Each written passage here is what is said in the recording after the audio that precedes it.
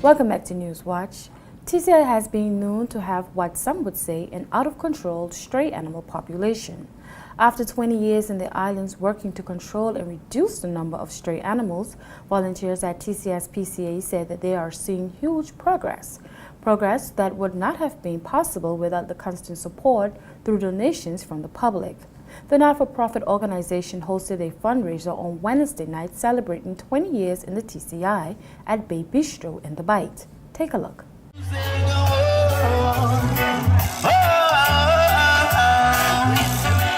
The event saw crowds gather on the beach enjoying the sea breeze, food, and music, all in support of the TCSPCA and what they do to reduce animal disease and control stray animal populations in the islands. We are very excited to be hosting this evening's event. It's been well over a year since we've had our last fundraiser, so it's really, really important event for us. Firstly, to bring together the TCSPCA family and all the people who've supported us over the year.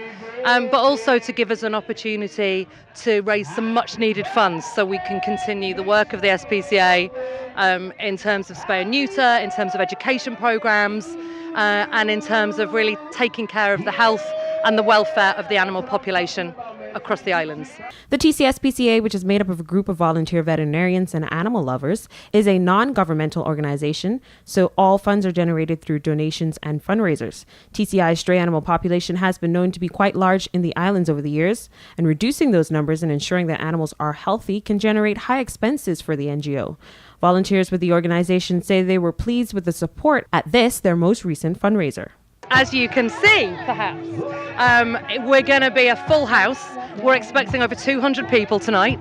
There's an excellent barbecue, which Clive at Bay Bistro has put on for us. We've got Raj, the entertainer, who's already kicking up a storm and getting people going. We've got a raffle. We've got a silent auction with some amazing prizes that people can come down and they can bid on.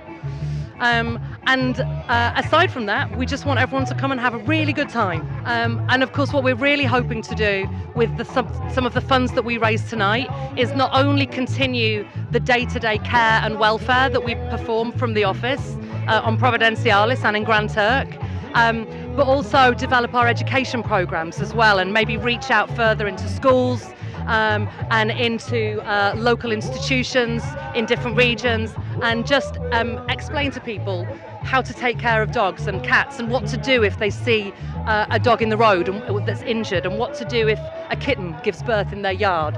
As the event marks 20 years of volunteering in the TCI, Kelly Hanzawa, volunteer vet with the TCSPCA, speaking on the support from the public through the years and the progress of their efforts in controlling feral animals, say they have seen a drastic improvement with the number of stray potcakes. However, focus is slightly shifting now to cat control. I've been here 20 years, and in the 20 years, the number of feral dogs has gone down dramatically. There used to be periods where you'd be on the beach and the dogs would run you off the beach. That doesn't happen anymore.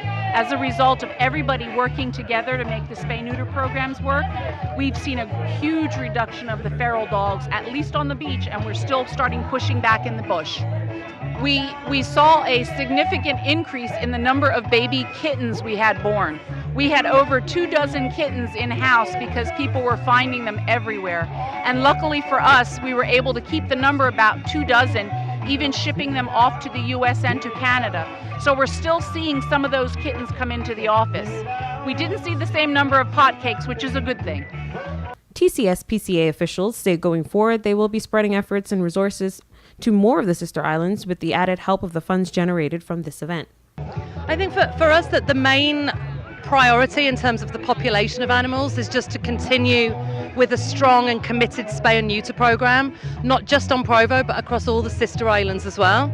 That's the only way that we're actually really going to make a significant difference to the animal populations.